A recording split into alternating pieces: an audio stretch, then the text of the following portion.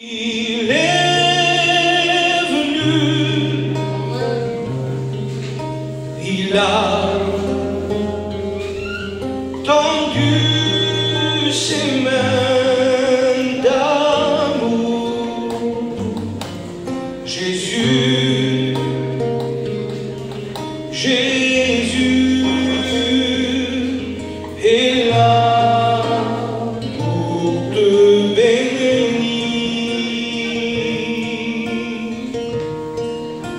Et quand je pense à lui, ce qu'il a fait pour moi, il a donné sa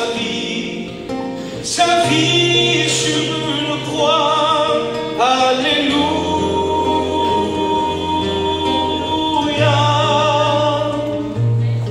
alléluia,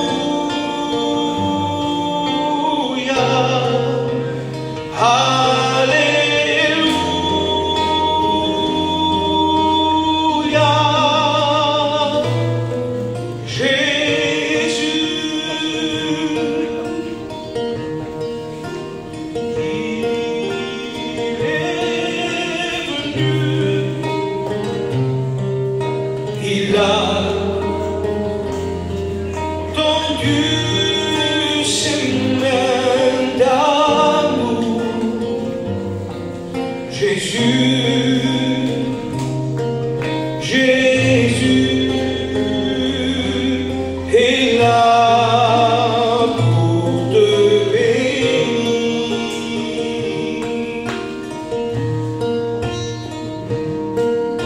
Et quand je pense à lui, ce qu'il a fait pour moi, il a donné sa vie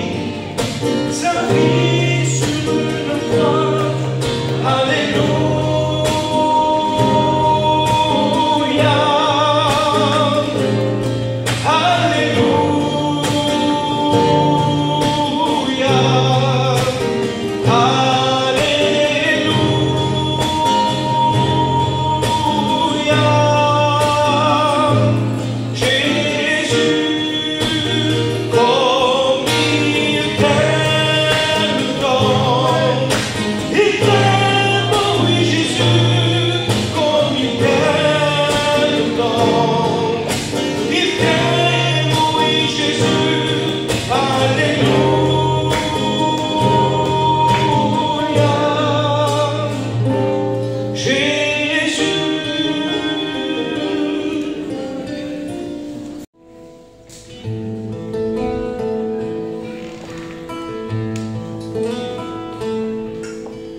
quiero conocerte cada día más a ti, entrar en tu presencia y adorar.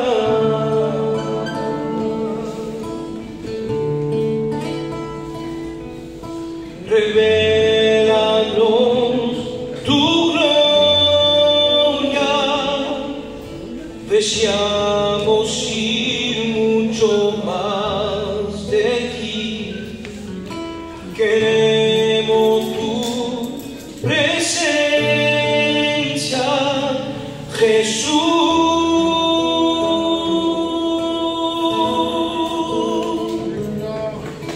Y ya que está sentado en el trono al que vive para siempre, siempre, sea la gloria, sea la honra y el poder, sea la gloria, sea la honra y el poder. Y ya que está sentado en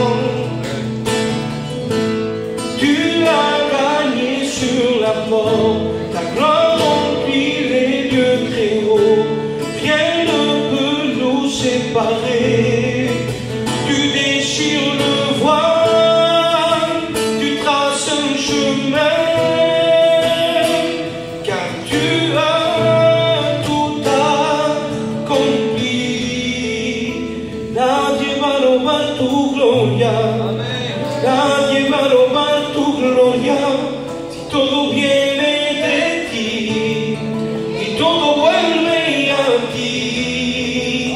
Nadie va a robar tu gloria, nadie va a robar tu gloria, si todo viene de ti y todo vuelve a ti. Mi casa y yo serviremos al Señor, mi casa y yo serviremos al Señor. Nadie va a robar tu gloria, nadie va a robar tu gloria, si todo viene de ti y todo vuelve a ti.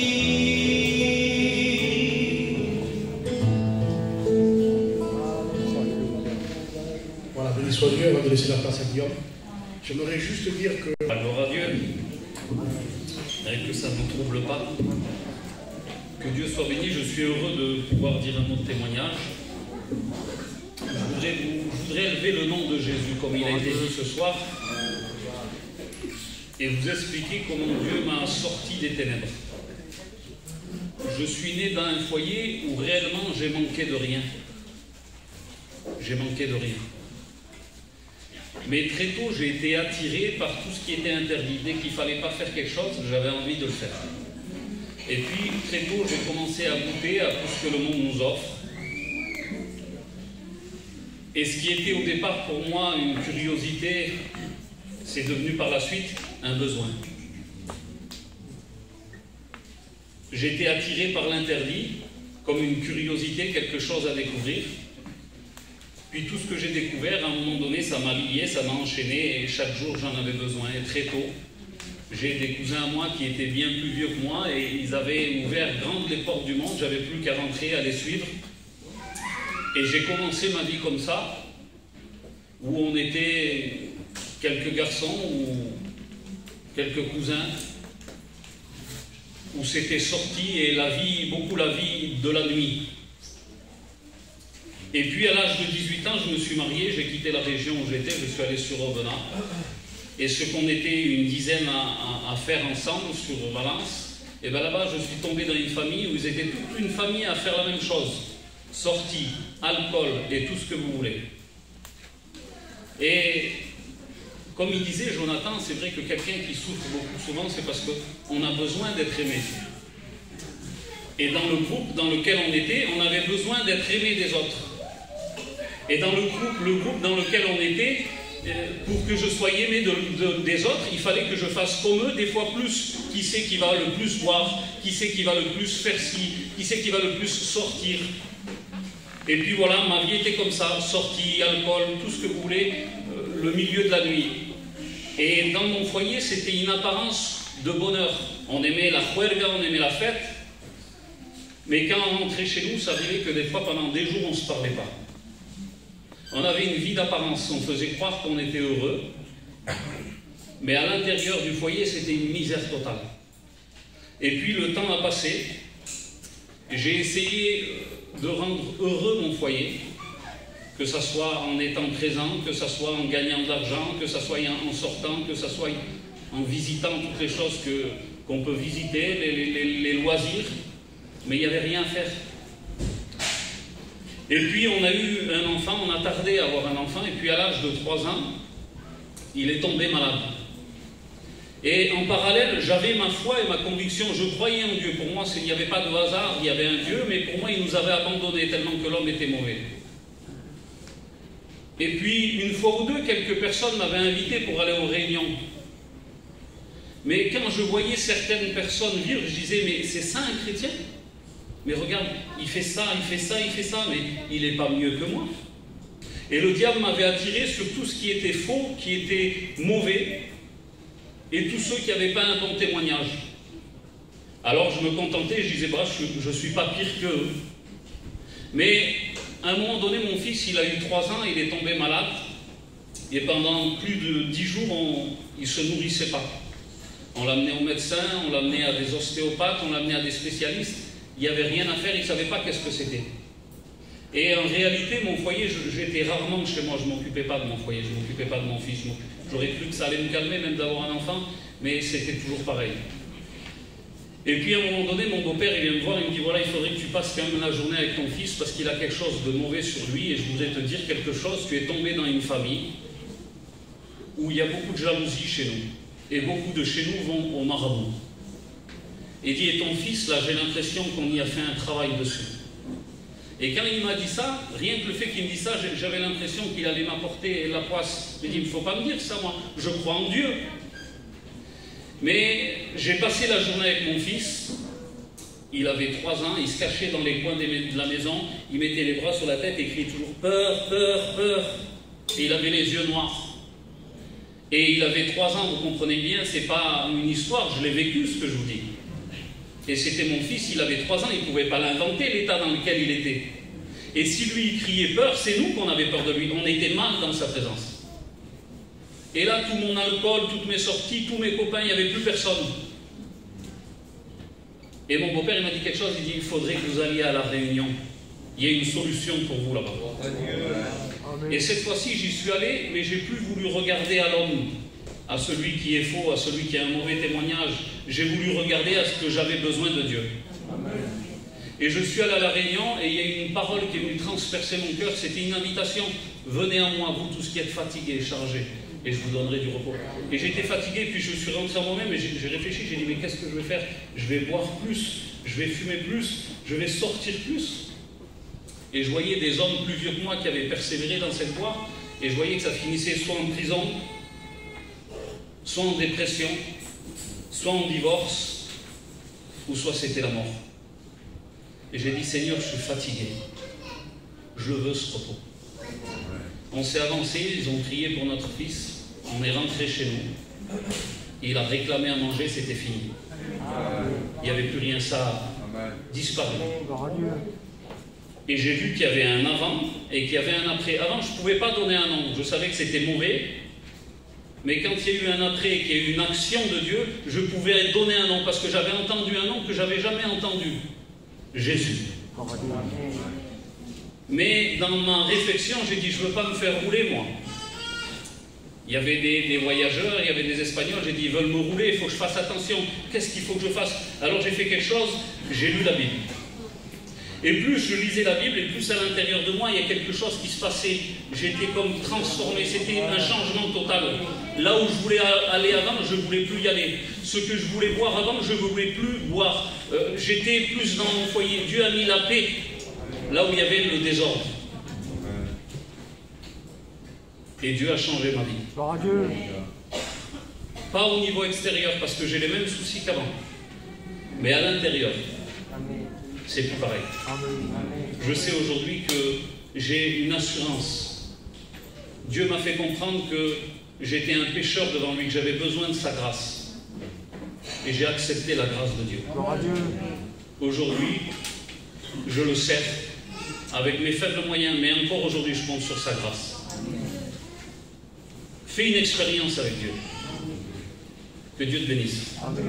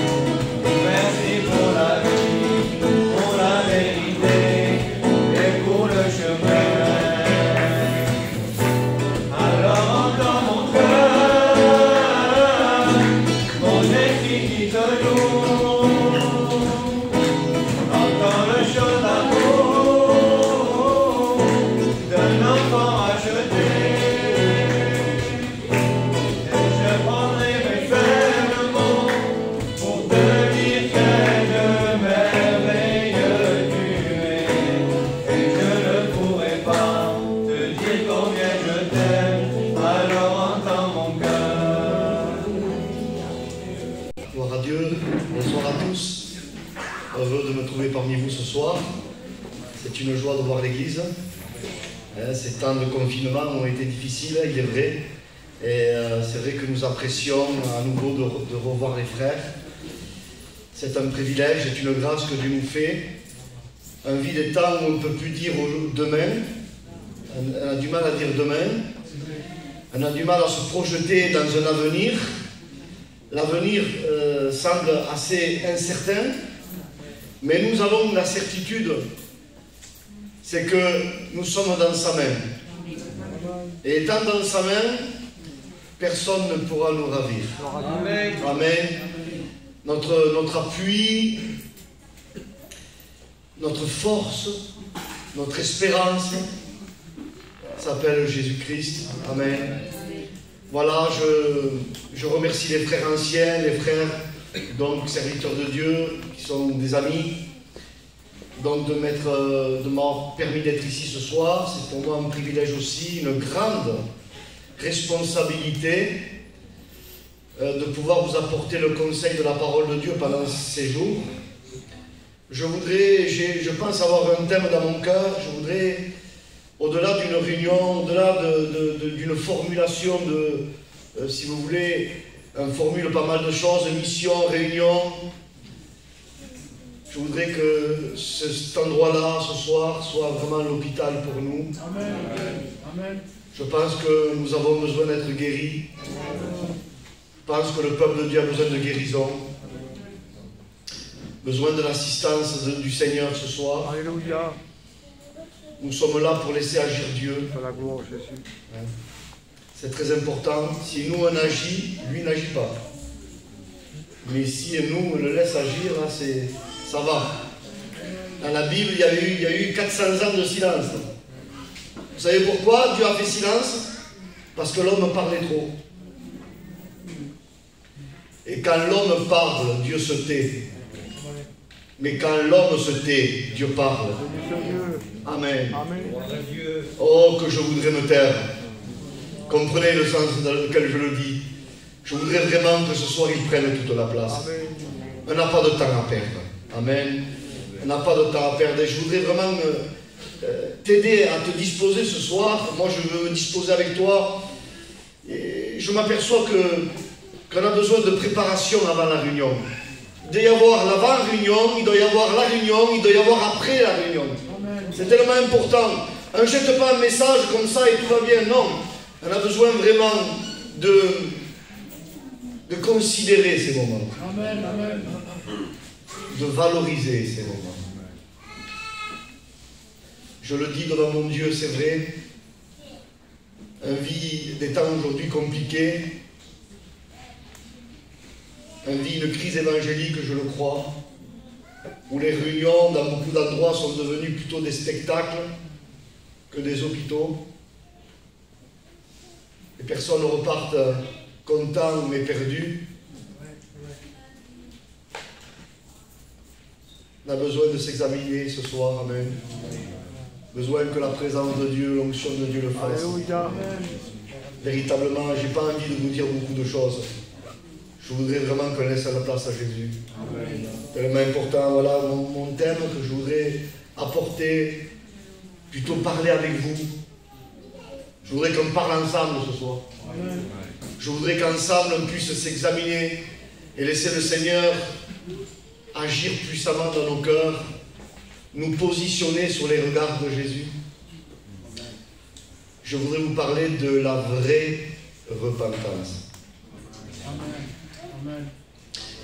Si Dieu le permet, je voudrais qu'on parle de ça, ces quelques jours ensemble. On a besoin de goûter l'authenticité. Amen. Amen. Moi, je sais pas vous, mais en vérité, j'ai soif d'authentique. Tellement de choses qui sont, malheureusement, je le dis, qui ne sont pas exactes. Tellement de choses qui ne sont pas authentiques aujourd'hui. Tellement de semblants, tellement de faux. Excusez-moi l'expression. On a besoin de considérer ce qu'est vraiment l'authenticité de la repentance. Je voudrais qu'on comprenne déjà Je voudrais, mes frères et sœurs bien-aimés, mes amis qui êtes là, que la repentance, elle est vraiment très positive. Je voudrais que vous puissiez ce soir déjà enlever tout fardeau du candidaton. Je voudrais qu'on enlève tout fardeau ce soir de ce que peut-être notre idée reçue pourrait nous bloquer ce soir. Je voudrais qu'on se sente libre et qu'on ouvre nos cœurs. Amen. Je voudrais ensemble que nous puissions le faire. Et donc, sans plus tarder, je voudrais lire un texte d'introduction. Voilà, on pourrait lire éventuellement 2 Pierre 3,9. Je voudrais faire la lecture avec vous. Béni soit Dieu.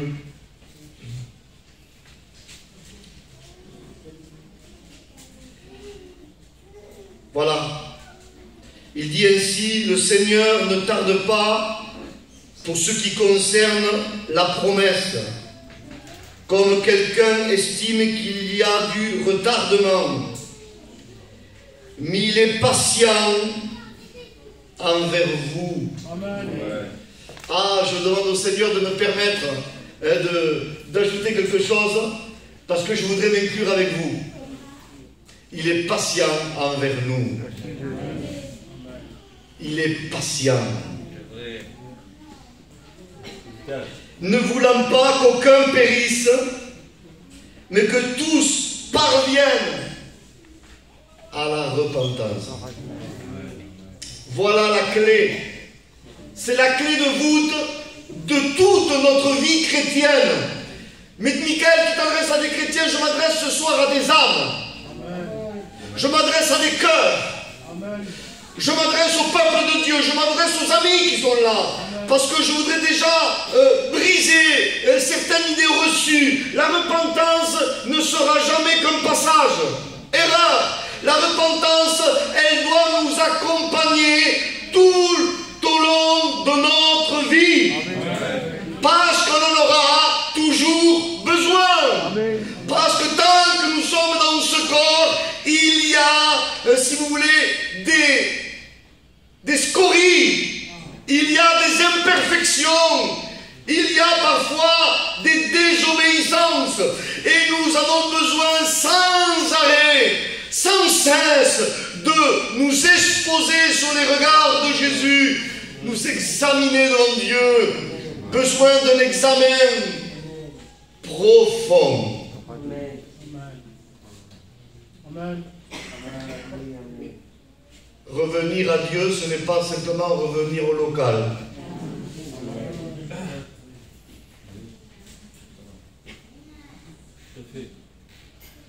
Revenir à Dieu, ce n'est pas simplement formuler une prière à l'église. Revenir à Dieu, c'est venir comme un coupable. Et ce soir, il faut plaider coupable. Oh, quelle joie! Vous savez, parce qu'il n'y a rien de négatif. Vous savez qu'aujourd'hui, moi, Dieu peut tout me dire. Devant mon Dieu, je le dis. Parce que je sais que derrière ce qu'il va me dire, il y a le moyen de m'en sortir. Donc, il peut tout me dire. Comprenez ça? Il peut tout me dire. Parce qu'il y a toujours le moyen avec le Seigneur. Je vous ai souvent cité ce texte à Tarascon. Ceux qui marchent dans la lumière, oh que c'est beau. Comme il est lui-même dans la lumière, nous sommes mutuellement en communion les uns avec les autres. Et le sang de Jésus, son Fils, nous purifie de tout péché. Amen. Amen. Il faut marcher dans cette lumière. Il faut ce soir laisser la lumière agir, jaillir dans nos cœurs. Il ne faut pas avoir peur du diagnostic de la lumière.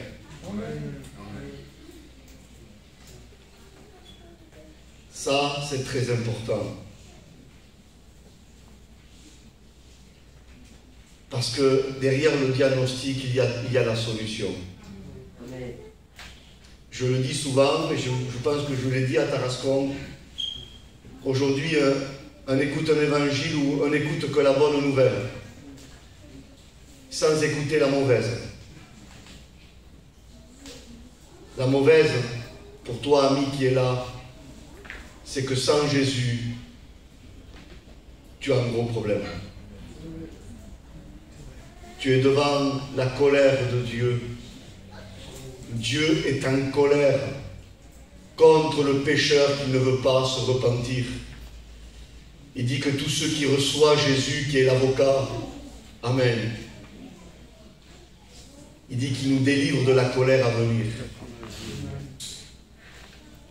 Celui qui a le Fils a la vie.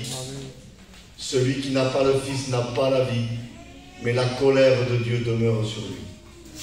Et ce soir, ce sont les compassions de Dieu qui nous parlent. Dieu nous aime. Il est lent à la colère.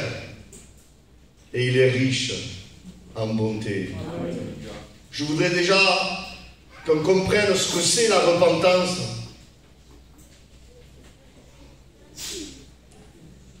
Parce que là, il y a une incompréhension parfois terrible. La repentance, selon Dieu, ce n'est pas simplement qu'une prière formulée.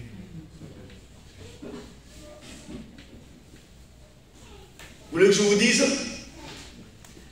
Il y a trop de repentance selon l'homme. Et la Bible nous parle de la repentance selon Dieu, de la tristesse selon Dieu. Trop de repentance humaine, provoquée par des sentiments humains. Je voudrais vous dire déjà ce que c'est la vraie repentance. La vraie repentance, selon Dieu, c'est un don de Dieu.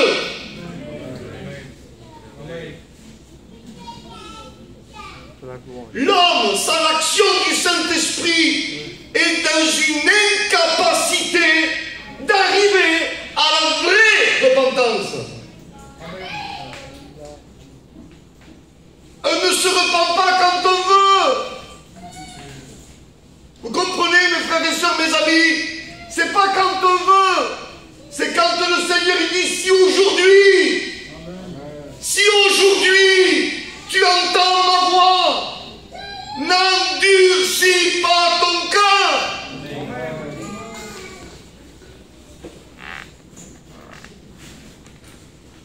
J'aurais plein de textes à vous lire. Comme quoi la repentance est un don de Dieu, mais elle inclut la part de l'homme. Elle inclut le libre arbitre de l'homme. Mais elle est provoquée. Elle ne peut être que provoquée par une profonde conviction de péché amenée par l'Esprit Saint. La vraie repentance résulte d'une profonde conviction de péché amenée par l'Esprit Saint et par la parole de Dieu. La conviction qu'amène le Seigneur par son Esprit nous fait sentir ce que c'est le péché. L'odeur terrible, on arrive de Dieu. Et sans cette profonde conviction, on peut dire pardon Seigneur, mais on n'a pas cette vraie repentance. Pour que nos mots aient du poids,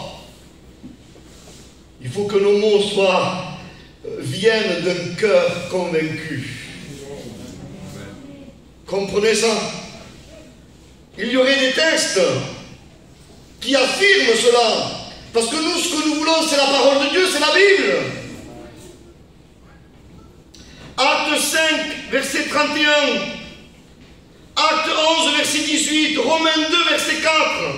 2 Timothée, chapitre 2, verset 25. Nous allons lire simplement ce verset, si vous voulez. On n'en lit qu'un, parmi tant d'autres. 2 Timothée, chapitre 2, verset 25. Je ne vais pas m'excuser de lire la Bible, hein.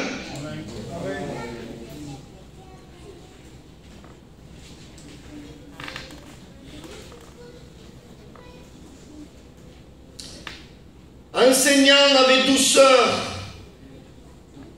les opposants, attendant si Dieu leur donne la repentance, espérant, le texte second, que Dieu leur donne la repentance.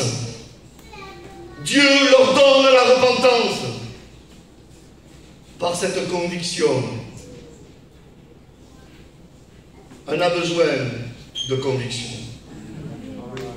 Amen. Il ne faut pas se tromper. Et bien sûr que je parle à des niveaux différents, mais je voudrais parler aussi ce soir au peuple de Dieu, tellement de choses qui encombrent nos vies. Tellement de choses qui sont là pour bloquer nos vies spirituelles, et pourtant il faudrait simplement arriver à cette repentance pour recevoir ce renouveau de grâce. C'est ce que disait l'apôtre Pierre, repentez-vous et convertissez-vous. Alléluia. Pour que des temps Amen. de rafraîchissement viennent, pour que vos péchés soient effacés et que des temps de rafraîchissement viennent. On a besoin de ces temps. Je pense qu'on a besoin de ces temps de rafraîchissement. Pour cela, ce soir, il faut ouvrir nos cœurs. Il faut nous dégager de ce qui obstrue nos vies chrétiennes, de ce qui nous encombre ce soir. Le problème, c'est ça. Le problème, c'est la désobéissance. Et je m'adresse à des âmes avec des niveaux différents, des désobéissances différentes. Mais il en résulte pas moins qu'on a besoin d'être convaincu. On a besoin de venir devant le Seigneur ce soir. Alléluia. Convaincu de notre état. Amen. Ah, mes frères et sœurs, mes amis bien-aimés, de quoi avons-nous besoin d'autre que d'être en paix avec lui? Amen. Parce que tant qu'il n'y a pas la repentance, on n'est pas en paix. C'est pas vrai. Il y en a qui croient que c'est prier 10 heures. Vous comprenez que la prière, c'est le moteur de la vie chrétienne. Je ne suis pas là en train de dénigrer la prière. Mais parfois, on a besoin de se repentir. Parfois, on veut louer Dieu, mais parfois, avant de le louer, il faut se repentir. Amen. Amen. Ce n'est pas la longueur de la prière qui fait. Dans l'Ancien Testament, il fallait que la prière soit accompagnée du sang. On priait au moment des holocaustes journaliers. On venait au temple, on priait à l'heure de la prière, comme Pierre et Jean, ils montaient au temple. C'était à l'heure de la prière. C'était la 9e heure. 3 heures de l'après-midi, ils venaient à l'heure de la prière où on offrait le dernier sacrifice journalier. Il fallait que le sang coule pour que la prière soit écoutée.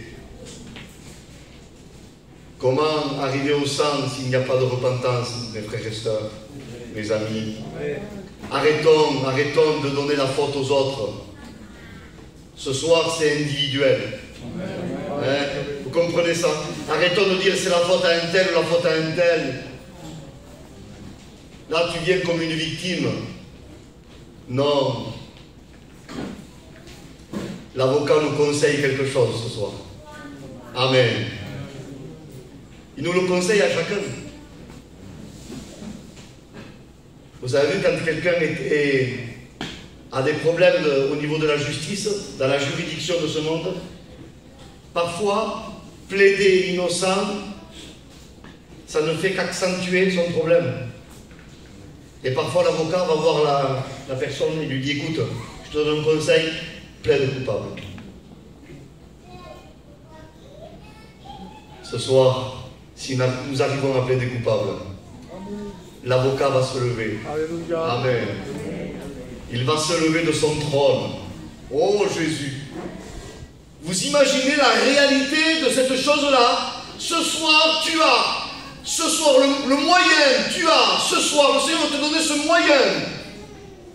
Veut te donner cette opportunité de faire lever Jésus. Mais pour le faire lever, on doit s'abaisser. Amen, amen. Amen. Béni soit son Saint-Nom ce soir. Jean, chapitre 16, verset 8, vous connaissez ces textes. Le Saint-Esprit convaincra le monde.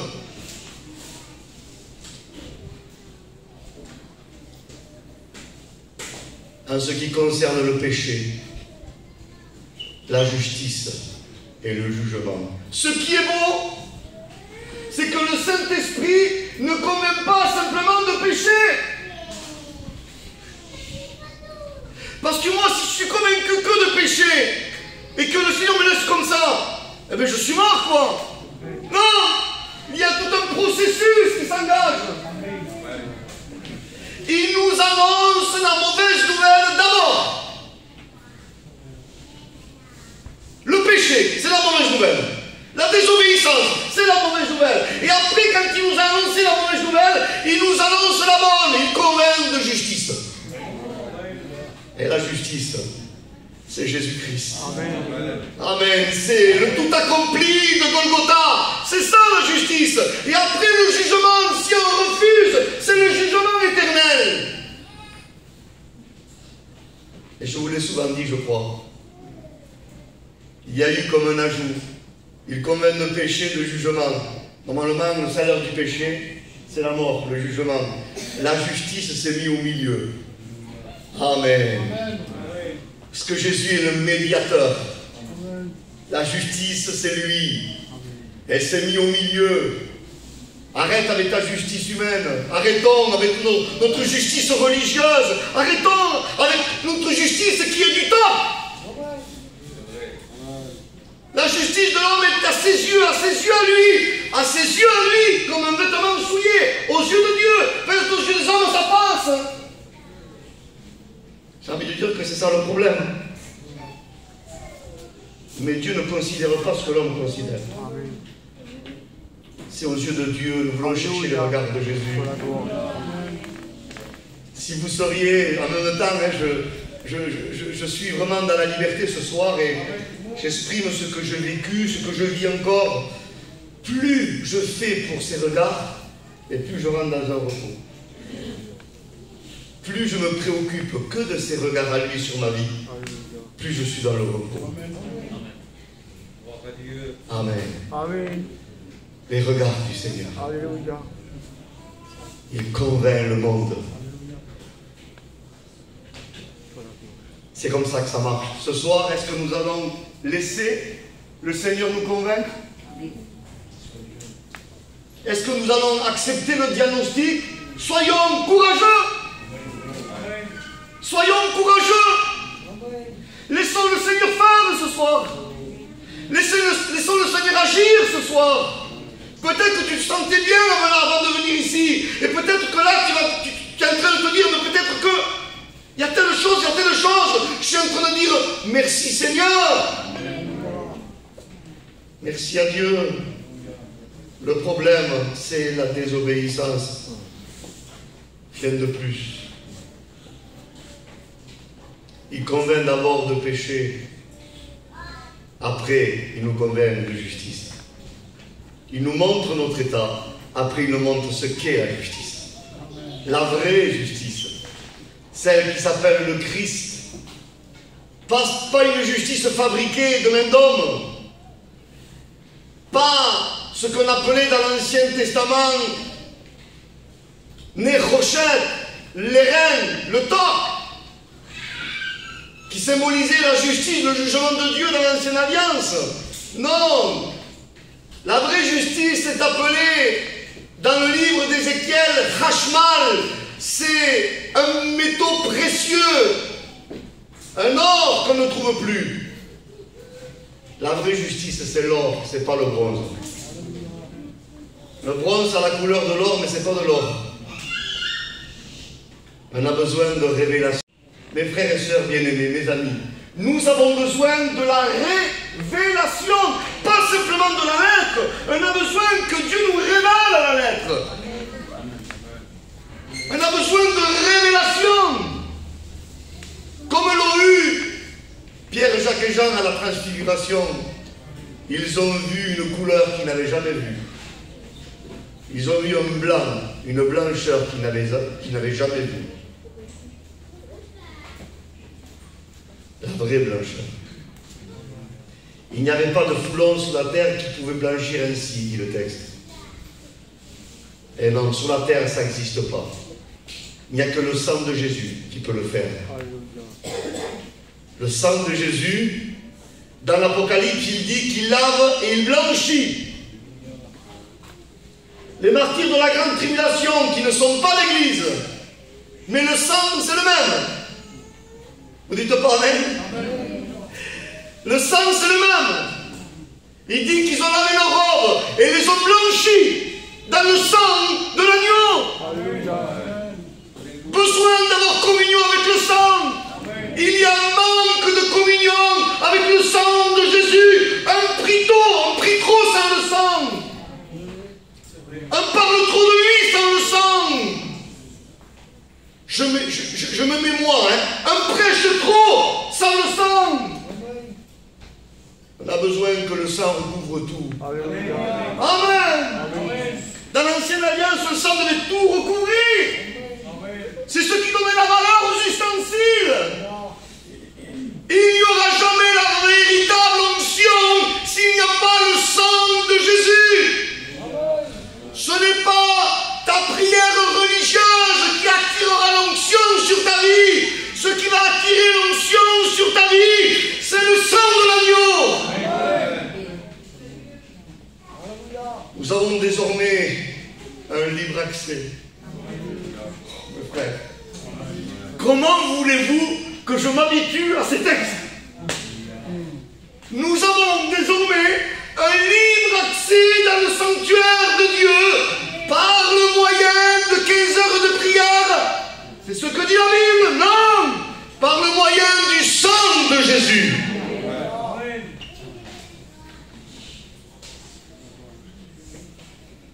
Pour cela, il faut être humble. Quelle qualité rare aujourd'hui. Là aussi, la vraie humilité. Que c'est beau quelqu'un d'humble. Mes frères, l'humilité précède la gloire. Seigneur, on a besoin d'humilité.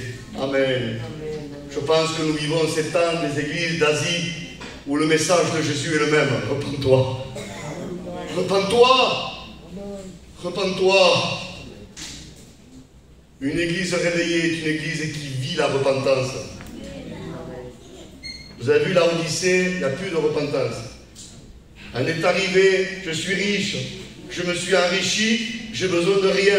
Fini. On comprend pourquoi la lumière est à la porte. Non, je sais où je pars ici. Je sais que la lumière est là. Amen. Et on a besoin de laisser rentrer la lumière dans nos foyers. Amen. On a besoin de laisser rentrer la lumière dans nos maisons. Amen. Laissons rentrer Jésus. Il frappe depuis trop longtemps. Laissons-le rentrer. Que cette conviction nous frappe. Amen. Que cette conviction nous impacte. Amen. Et qu'elle change notre marche. Comme Jacob, devant Péniel, devant l'ange de l'Éternel, quand on combat, quand on refuse la révélation, on combat Dieu.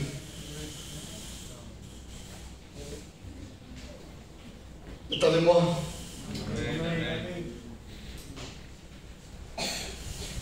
Quand on refuse la révélation, on combat Dieu. Jacob a combattu, il a été vainqueur de Dieu. Quand c'est qu'il a été vainqueur de Dieu? Quand il a été frappé. On est vainqueur de Dieu quand on cesse de le combattre. Mais jamais de la vie on sera vainqueur de Dieu quand on continue à le combattre. Et cette histoire de Jacob avec l'ange de l'Éternel, il est extraordinaire. C'est même prophétique. Jacob nous montre aussi là le résidu d'Israël qui se convertiront à la fin. Parce qu'Israël aujourd'hui en tant que nation combat la révélation messianique de Jésus. Il résiste. Ils ne veulent pas de cette révélation, ils la combattent. Vous savez qu'Israël a deux significations, juste un point qui change. Israël, c'est pas positif. Hein? Israël, ça veut dire celui qui combat Dieu. Mais même point, elle le change de place, ça fait Ishraël, l'homme qui voit Dieu. Quand on cesse de le combattre, on le voit. Amen. Et d'ailleurs, ça confirme.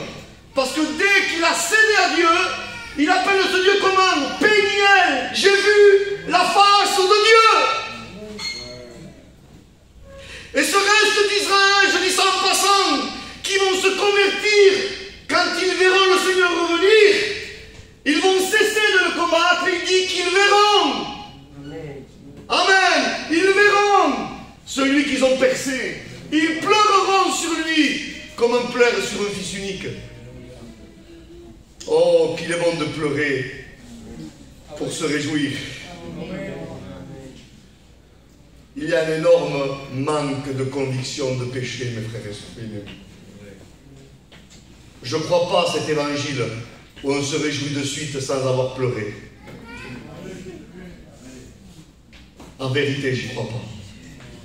Pour moi, c'est des feux de paille. On ne peut pas se réjouir si on ne pleure pas avant. C'est pas possible. On ne peut pas accepter véritablement la bonne nouvelle s'il n'accepte pas la mauvaise.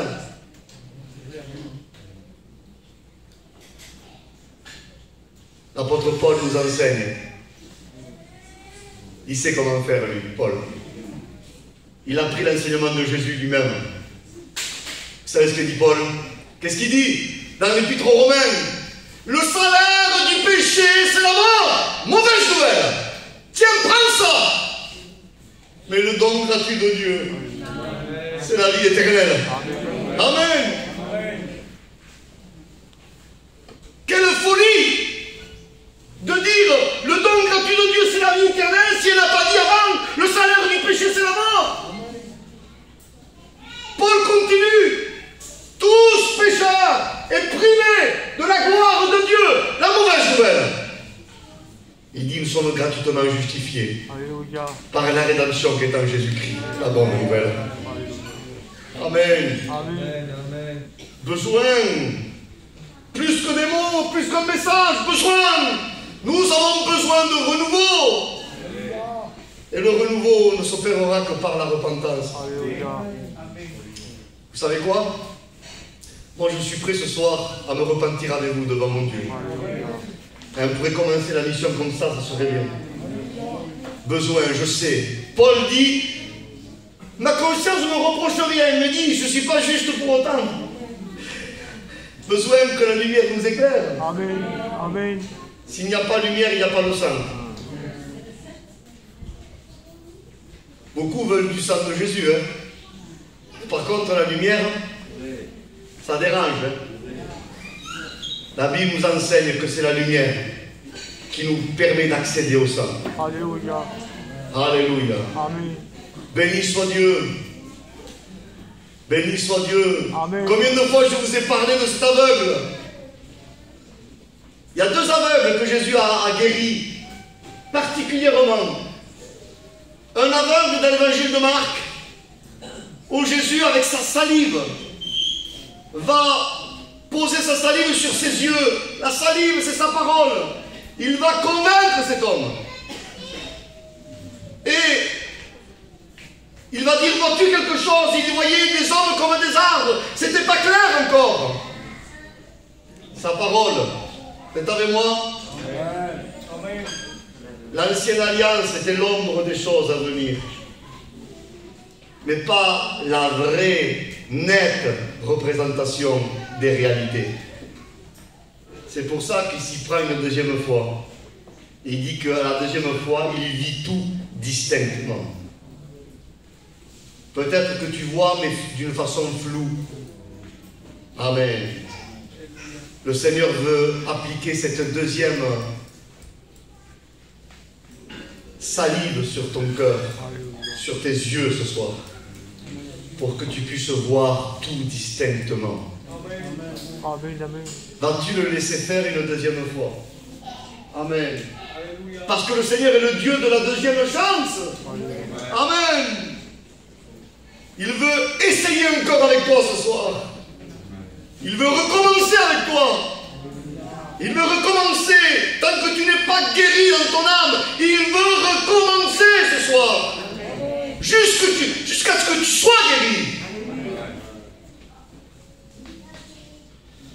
Et oui, il est en train de parler de ce que l'homme ne voit pas, mais ce que Dieu voit.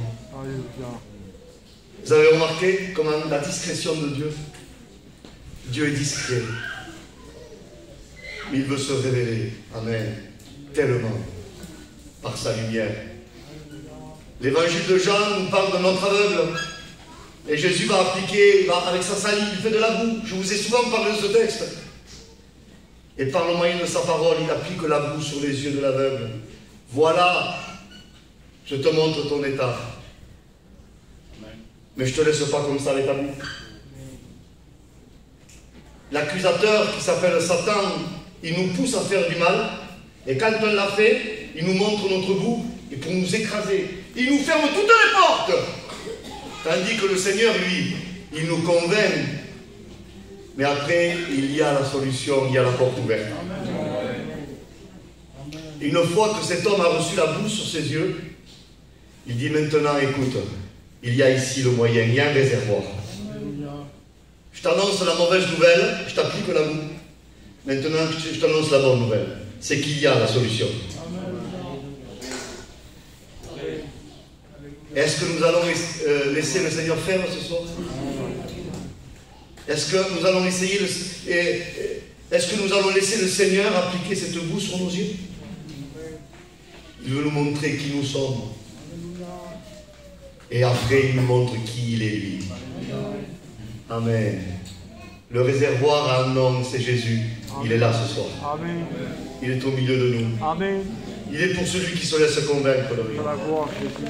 Alléluia. Amen. C'est ça, le support. C'est ça la base où va pouvoir naître véritablement la vraie repentance. Il faut qu'il y ait le support de la conviction.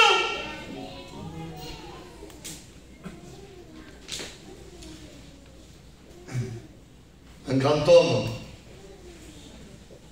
Il y a des grands hommes ici ce soir? Je le crois, moi, qu'il y en a. Mais le plus grand, il s'appelle Jésus. Amen. Je pense à Moïse, le grand Moïse, le grand prince, le fonctionnaire d'Égypte. Il s'approche du buisson ardent. Approchons-nous ce soir.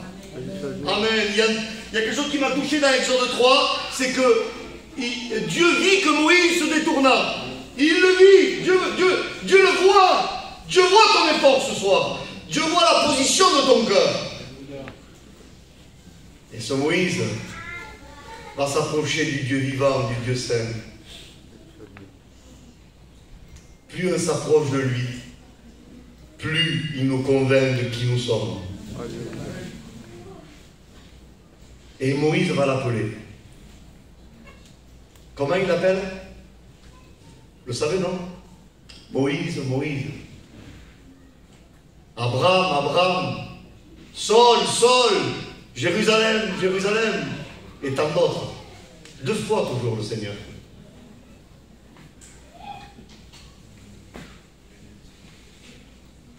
Allez, moi je mets comme mon nom ce soir. Michael. Michael. Michael qui prêche ce soir à Tarascon. Michael dans sa maison. Le Seigneur appelle les deux. Amen. Il appelle les deux. Il appelle toutes nos facettes. Amen.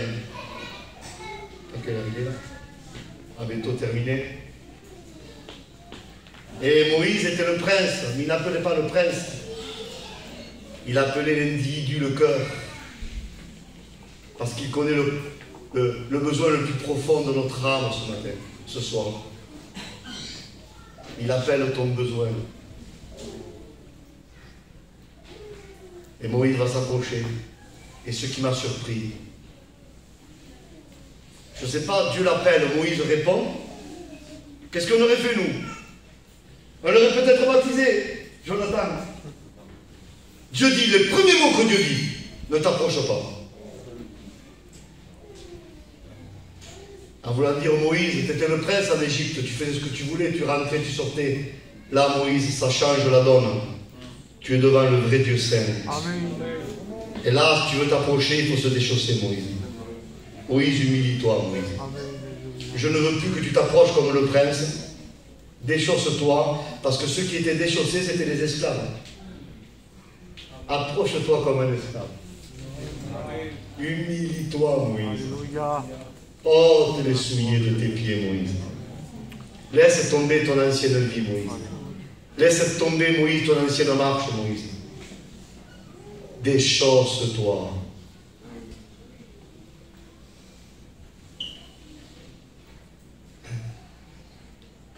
Et au chapitre 4, vous êtes avec moi? Et je finis.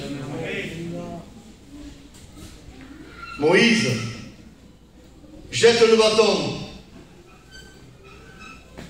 Et le bâton se change en serpent. Là, nous sommes devant le dépouillement de la prédication de la croix. Jésus se faisant péché pour nous. Jésus dans sa plus grande humiliation pour nos vies. 2 Corinthiens chapitre 5 verset 21 nous dit: lui qui n'a pas connu le péché, il a fait devenir péché pour que nous devenions en lui justice de Dieu. Il a porté notre ignominie. C'est le crucifié dépouillé. Parce qu'avec ce bâton-là, il va aller en Égypte. Il va délivrer 3 millions d'âmes avec la prédication de la croix. Amen. Avec la révélation de ce Messie crucifié. Prenant la malédiction, Galates 3:13. Il nous a rachetés de la malédiction de la loi en devenant malédiction pour nous, car il est écrit: quiconque est pendu au bois est maudit. Et vous avez vu Moïse, quand il voit ce serpent, il en a peur. Symbole du peuple d'Israël qui a peur de la révélation messianique de Messie crucifié. Et Dieu dit: n'aie pas peur, ce soir n'aie pas peur. N'aie pas peur de te repentir. N'aie pas peur. Aie peur de ne pas te repentir. N'aie pas peur de t'approcher de lui. N'aie pas peur, il est pour ton bien. Dieu est pour toi.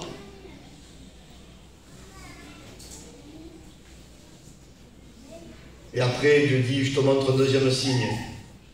Moïse, mets la main dans ton sein. Il retire la main, sa main était lépreuse. Conviction de péché. Je pense qu'on pourrait le faire spirituellement ce soir. Ne regardons pas les cœurs des autres. Non. Dieu n'a pas dit à Moïse: va regarder le cœur d'Aaron. Va regarder le cœur de ta femme. Séphora. Non, mets la main dans ton cœur. Je vais te montrer comment est ton cœur. Cette conviction. Et après, quand tu es convaincu, il y a la bonne nouvelle. Remets ta main dans ton cœur, Moïse. Il l'a ressortie, elle était pure. Amen. Béni soit Dieu. Amen. Laissons le Seigneur agir. Laissons l'Esprit de Dieu agir. Amen. Je crois que ce soir on pourrait le faire. Amen. On pourrait le faire tous. Alléluia. Ce grand prophète Ésaïe est avec moi. 2 minutes, hein, et puis on prie. On se prépare pour demain par la grâce de Dieu. Prophète de l'Éternel. Dans Ésaïe 6, il y a la révélation de la sainteté absolue de Dieu. Vous savez ce que dit Ésaïe? Je suis perdu. Car mes lèvres sont impures. Seigneur, Michel, t'imagines, nous on avait essayé de dire ça à Ésaïe avant la conviction. Mais peut-être il nous aurait tué. Parce qu'Ésaïe peut-être parlait de Dieu, il croyait que sa lèvre était pure. Mais quand le Seigneur, quand il a un contact direct avec la sainteté de Dieu, la sainteté de Dieu ne nous permet pas de lever la tête. Hein. Vous savez à quoi on voit quelqu'un qui a communion avec la sainteté? Eh bien, quand on a communion avec la sainteté, on ne fait pas le mot. On est convaincu, on incline le front. Amen. Ceux qui ont la tête levée, ils n'ont pas véritablement communion avec la sainteté. Parce que quand on a communion avec la sainteté, on sent nos besoins. Et ce grand prophète-là, il ne fait pas le mot. Hein. J'ai les lèvres impures, Seigneur. J'habite au milieu d'un peuple où les lèvres sont impures. La mauvaise nouvelle, conviction. Mais dès qu'il dit ça, un séraphin, béni soit Dieu, va prendre un charbon ardent de l'autel et va toucher ses lèvres. Et va dire, ceci a touché tes lèvres, ton iniquité est expiée. Amen. Amen. Amen. Alléluia.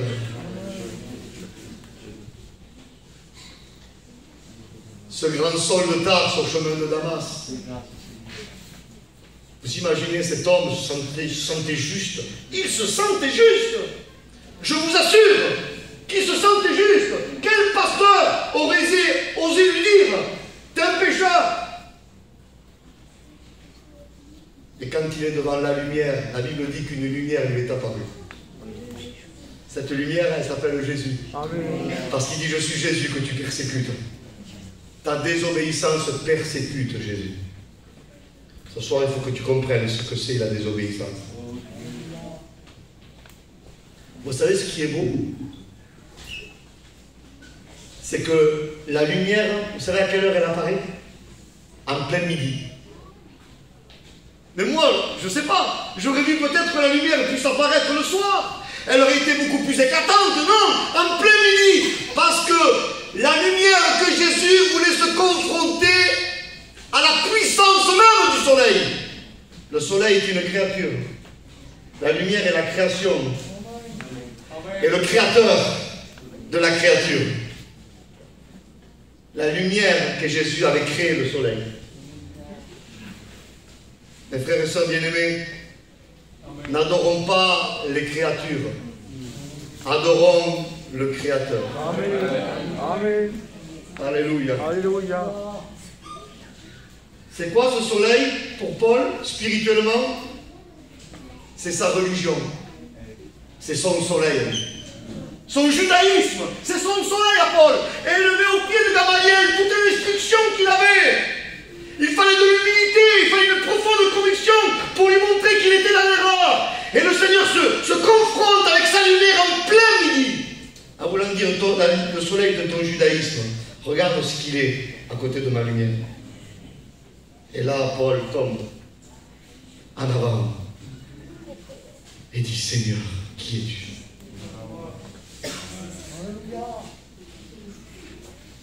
Je ne voudrais pas être fataliste ce soir. Comprenez mes frères et sœurs, mes amis bien-aimés. Mais je pense qu'il y a beaucoup de soi-disant chrétiens qui ont besoin de dire qui es-tu? Qui es-tu vraiment? Est-ce que je te connais vraiment?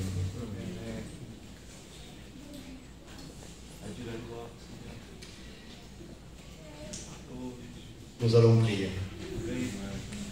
On baisse nos fronts.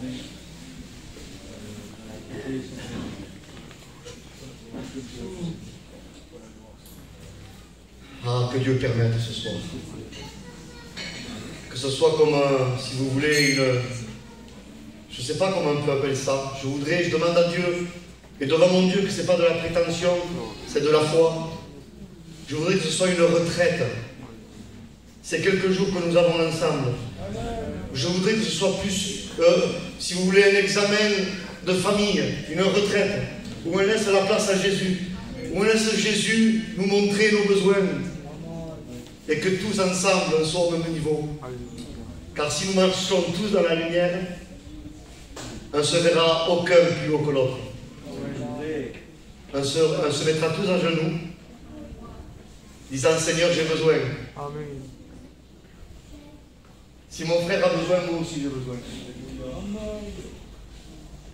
Si mes frères et sœurs ont besoin, moi aussi j'ai besoin. Alléluia.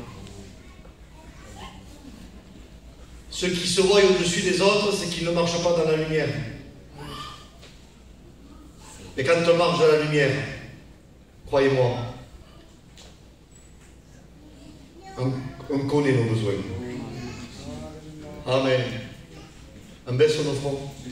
Nous prions maintenant. Merci. Seigneur, permets-nous ce soir de toucher cette vraie repentance. Oh Jésus, pas que des mots, Seigneur. Alléluia. Nous voulons cet accompagnement de ta conviction. J'ai besoin de savoir où j'en suis, Seigneur. Ce n'est pas de prêcher qui va me justifier auprès de toi, loin de là. Je veux savoir où j'en suis. Aide-nous à savoir où nous en sommes. Bénis mes frères et sœurs, mes amis qui sont là. Anime-nous de ta conviction, Seigneur. Au nom de Jésus, tu brises toute barrière religieuse. Tu brises toute obscurité, Seigneur. Seigneur Jésus, tu brises toute idée, toute pensée reçue. Oh Dieu, que tu puisses détruire et construire. Amen. Arracher, planter. Alléluia, Seigneur. Je demanderai à mon frère Michel de venir, de prier.